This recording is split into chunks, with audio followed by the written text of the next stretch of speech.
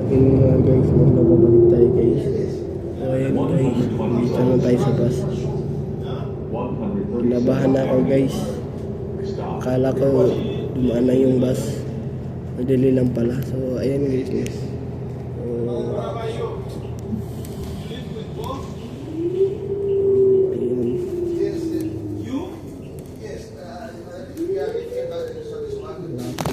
Sorry guys. Pasensya guys, nahulog yung cellphone. So may pasensya sa ayun guys. So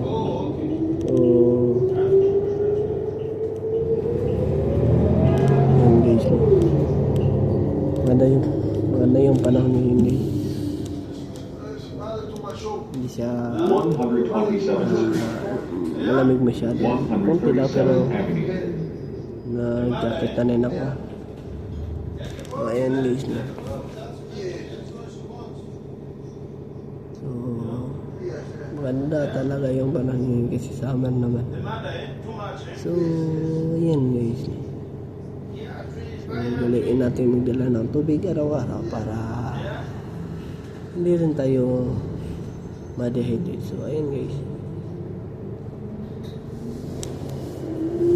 So yung pang-push-up ko ganda na guys. Ayun guys.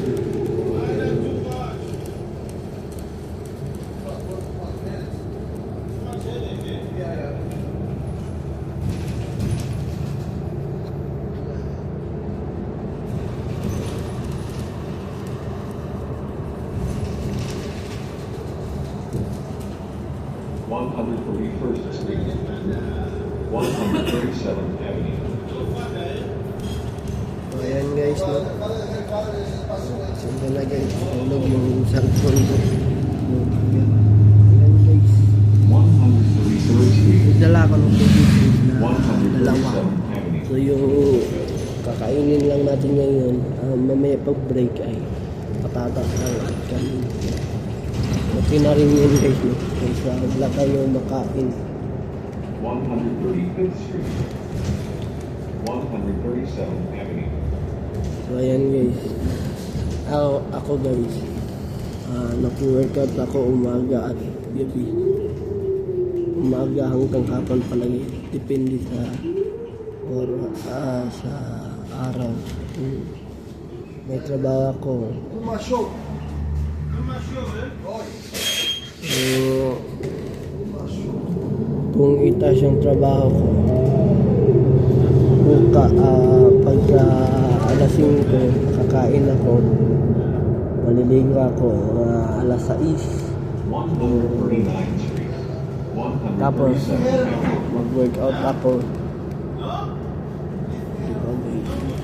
Tapos magda-dumbbell. Ayun guys, yan lang yung routine ginagawa ko guys, kasi kailangan talaga natin yung workout kasi talaga guys, kasi sa trabaho guys kailangan may lakas ka. Kasi ako nagbubuhat ako ng ice cup, yung bandi na may laman, mabigat kasi yun guys, kaya kailangan ko mag-workout. Yung basura pa yung problema ko kasi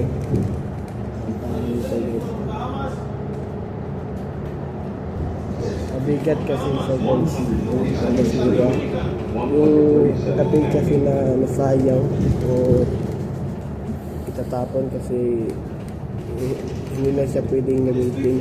Yun kasi yung nakabigat sa basura. Yun ito guys, kailangan talaga mag-workout. Sa mga payat dyan, hindi naman sa payat, literally yung katamtama lang yung payat. St. Albert Trail, Mag-workout kayo araw-araw, 137th Avenue. pati rin gabi, kasi kung umaga lang kayo mag-workout, wala rin, kasi magagamit nyo rin yung lakas nyo. Kailangan mag-workout talaga kasi nakakatulong yan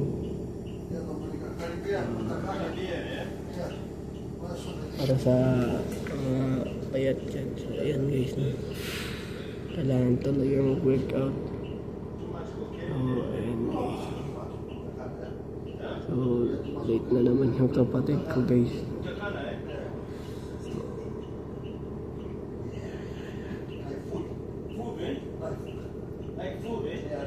Baka dumating siya sa Tim Hortons niyan. 8 na. So, ayun naman na yun guys. Have a wonderful day and have a nice day. Keep safe and I'll see you from the next vlog. Peace out. Bye bye. Power.